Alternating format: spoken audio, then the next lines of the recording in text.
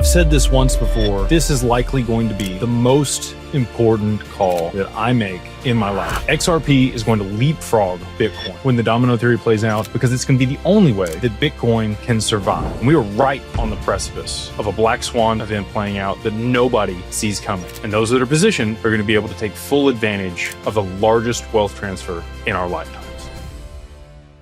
So before we get started, I have to give my disclaimer. Nothing here is financial advice. It's only for entertainment and educational purposes only. If you need financial advice, please reach out to Digital Ascension Group or Digital Wealth Partners, which is one of our subsidiaries. It is an SEC registered RIA to help you make financial decisions for your crypto portfolio. So let's get into it. This is the fourth video that I've made about the domino theory. About 21 months ago, you can see the first iteration of that right here. Go check it out if you haven't, and that way you'll have better context for this one. We're gonna go over everything at a high level here and the few things that have changed and where we're at today before all of this takes place. So at a high level, here are the steps that I believe are going to take place. So if you've been living under a rock, which most of you haven't, you're probably watching the news and you are aware that Iran is having a complete meltdown and crisis over there, a change in regime, there's instability in the region, and we have a lot of geopolitical things going on with the US and Venezuela and China and Russia. All of these things culminating in a way that could and likely will rise the cost of oil globally, but mostly coming out of the Middle East. The chart that I'm watching closest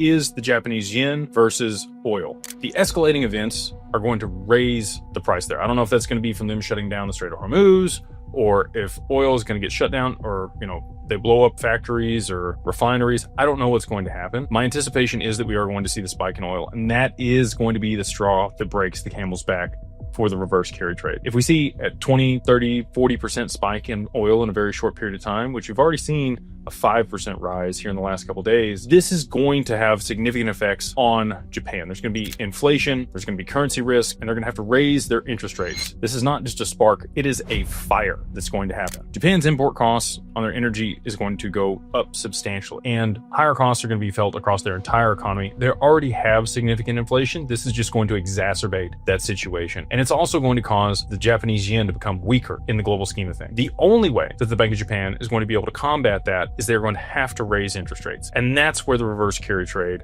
is going to become compromised. Over the last 3 decades, we've had trillions, tens of trillions of dollars borrowed in yen. And that money was taken and invested. It's in treasuries, it's in stocks, it's in private credit, it's in gold, and it's in crypto. Whatever you can think of, it's tens of trillions of dollars. It's not going to matter where you have your money. There is going to be a liquidity crisis that sucks liquidity out of that investment. And that only stays working as long as Japan's interest rates stay low. We've already seen their bond rates rise to the highest that they've been in 3 decades across every single one of their bonds. So the 1 year, the 2 year, the 5 year, the 10 year, the 20 year, the 30 year, the 40 year, doesn't matter. Some of them are at the highest amount that they've ever been. And right now, people are already getting margin called, but they believe that they're going to be able to, slowly issue their way out of this. If there's an event that occurs that is not on their roadmap, that's outside of what they believe, you're going to see a rush for the door. And that is going to happen when the Bank of Japan has to aggressively raise interest rates on the other side of oil spiking. Borrowing yen gets very expensive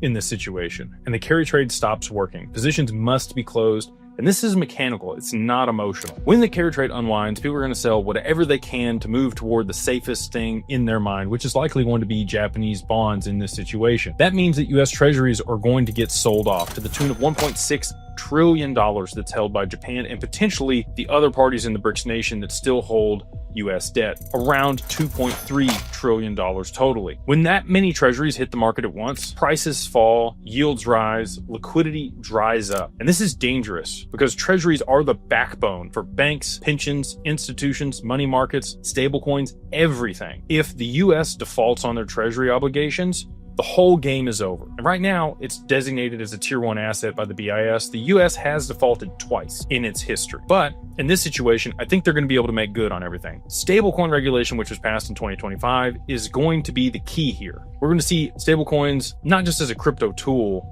but the major banks are going to use them to be able to stabilize the treasury market. They're going to be issuing stablecoins and buying those treasuries to be able to back them. In 2025, there was about $50 billion worth of stablecoin trade. As we sit here in January of 2026, Tether's total market cap is around $190 billion, with $135 billion of that coming from US treasuries. The rest of that comes from other assets like Bitcoin, gold, and other bonds that make up their balance sheet. This makes Tether one of the largest treasury buyers in the world. The reason that the US government has allowed this is it creates demands for US treasuries. As China and Russia have sold off their bonds over the last 5 and 6 years, Tether has been there to soak those up, and it helps stabilize the bond market. It moves stress off of the traditional banks or the Fed to print money to buy those bonds back. The banks just aren't going to be strong enough when all this plays out. They're already sitting on huge unrealized losses. The long-dated bonds that they have, commercial real estate, equities, and these losses are unrealized, but they are still very, very real.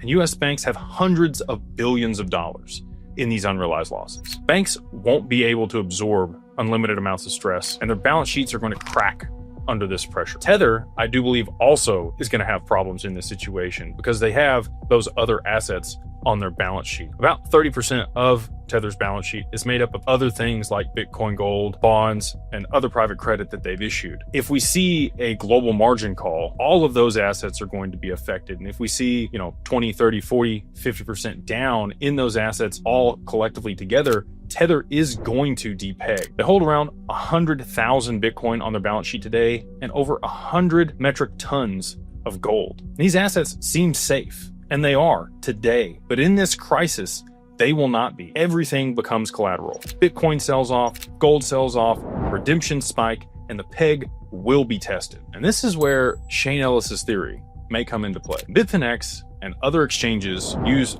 large amounts of Tether as their liquidity provider. If they don't have access to that, or what they're drawing down isn't worth as much, they're going to have to find another source for that liquidity. And potentially, there's only one thing that could be, and that's XRP, because of the pairs and the adoption that it has and the speed for settlement. Like, that's the piece. You might be able to use Bitcoin, you might be able to use ETH because of their market caps, but with XRP being the third largest market cap today in crypto and having the fastest settlement and cheapest cost to move money, it becomes that liquidity source when Tether depegs. The other piece is stablecoins only work if people trust it. If redemptions accelerate and liquidity tightens, spreads widen, and market makers step back, this is going to create fear around Tether. It's going to be like somebody yelling fire in a theater.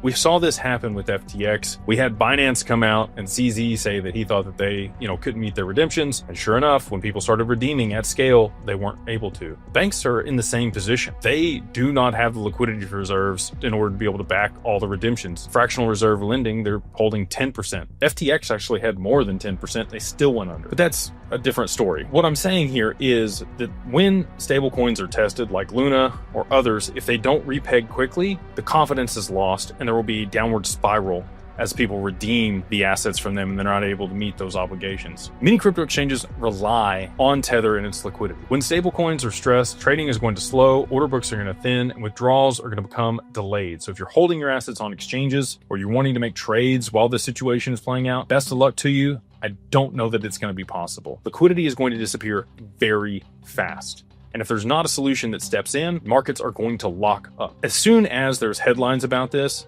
contagion will spread and the market plumbing will lock up. MicroStrategy, these other treasury companies, and Bitcoin ETFs will become forced sellers. In panic, institutions will sell what's easiest, and that means ETFs.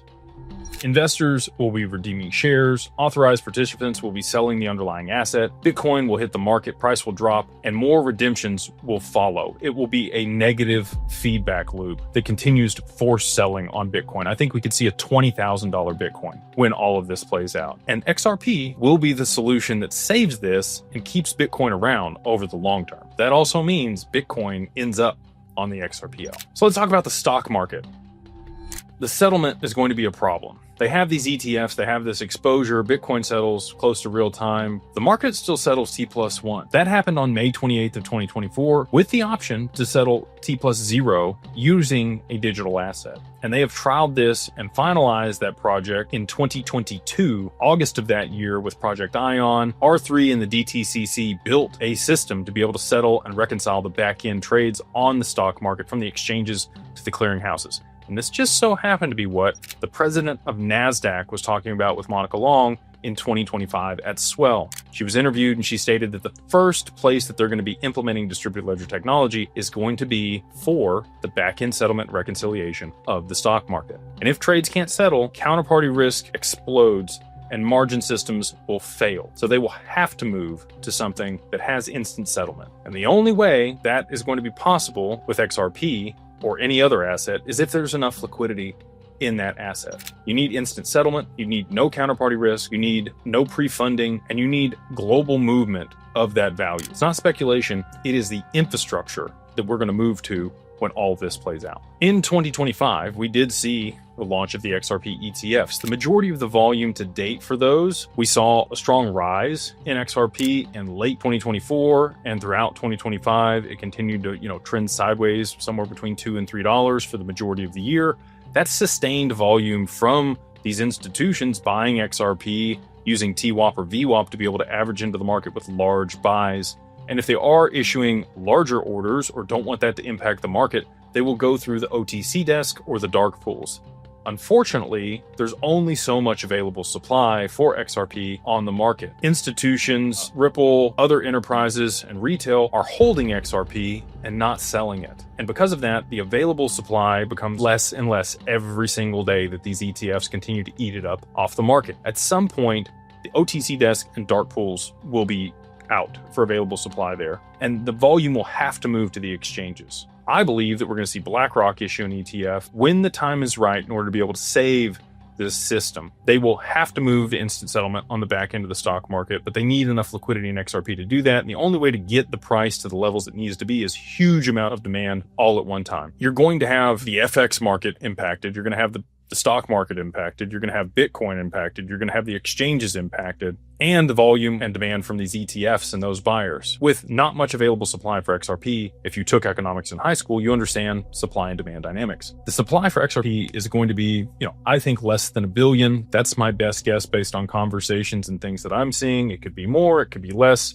But that's what I think we're at, here in the beginning of 2026, left on the OTC desk, dark pools, and the exchanges. It really could be even as little as 100 million XRP, but there's no way that you can look at the on-chain analytics and be able to discern that. You're going to have to talk to every single exchange, OTC desk, and dark pool and get verified numbers if you really wanted the correct amount, because the on-chain analytics just show you what's sitting in a wallet. It doesn't show you the overlying accounting mechanism across all these parties. So with all that said, it really won't take that much volume on XRP. If there's only 100 million XRP left to be traded, you would only need at today's price around $200 million worth of interest or buying pressure on XRP before all of that was gone. And then price would gap up to where people were starting to sell on their XRP onto the market to be able to meet that demand. And if there's an insatiable appetite, price will gap significantly higher than people anticipate. And that is where people will be willing to sell their XRP, and enough will come onto the market to be able to meet that demand. And that'll be the new price on the market for XRP, which will also allow the back-end settlement of these systems. The FX market will then be able to use it as a liquidity buffer as all of that yen flows back in to the Bank of Japan, or those other currencies swap back to yen to be able to repay those loans. There's going to need to be something there that's a decentralized exchange between those currencies at scale. Otherwise, the FX market's going to lock up. Same thing on these exchanges. If Tether depegs because of the reverse carry trade unwinding, there's not going to be enough liquidity for them to settle between all of these currencies. They are also going to need a DEX or a bridge asset to be able to settle those pairs. You've also got the back-end settlement of the stock market. You need something between the clearinghouses and the brokers to be able to de-risk from those Bitcoin positions and the other stock positions real time for these investment banks to mitigate those losses. And ideally, they're holding something like XRP on their balance sheet that allows them to rebalance their assets and liabilities. And again, a lot of this is speculation, but at the end of the day, I don't see another option out there that fixes all of these gaps that are going to occur in the market. XRP is designed to move value instantly, bridge currencies, and reduce settlement risk. Japan's going to face the FX volatility as capital rushes back across the borders. And XRP could act as that buffer, not a reserve. During this crisis, OTC liquidity is going to disappear, dark pools are going to dry up, and the trading is going to move onto the exchanges. If demand spikes and supply is thin, price becomes the clearing mechanism. And realistically, XRP is going to have to be somewhere between 3 and 4 digits in order to be able to facilitate the liquidity requirements necessary in this situation. In closing, hopefully you have a better grasp and understanding of what all this means. We are at a point in history where the entire infrastructure for the financial system is about to shift. When I say this is a once in a lifetime opportunity, I don't mean that lightly. People will tell you, oh, there's a bunch of once in a lifetime opportunities. This literally will not happen again for the next 2, 3, 500 years. This levels the playing field for all of the sovereign nations out there in order to be able to compete, settle real time without counterparty risk. There will be no one reserve currency on the other side of this. XRP will sit as a decentralized, neutral bridge asset in between all of those sovereign currencies to be able to settle them real time, where everybody runs a node on the network and they can trust the network. They don't have to trust one another. This has been being built in the background for 20 plus years, culminating to this point in time where it's going to be used in this crisis reaction solution type situation. You've heard many politicians say, never let a good crisis go to waste. This is that situation that's going to be playing out. So again, this is not financial advice. You should do your own research, verify everything that I'm saying. I'm just some crazy guy on the internet. But at the end of the day, I want to make sure people are informed. They understand the catalysts that need to happen in order for these things to play out. And I do believe that it's highly possible here in 2026 that we could see all of these macroeconomic events unfold, the dominoes fall, and XRP rise to that #1 digital asset. Let me know what you think in the comments below. Do you think I'm crazy? Do you think this is way too much and it's never going to happen? Do you think that this is on point and you're excited? Let me know down below. Please like, subscribe, and we'll see you on the next one.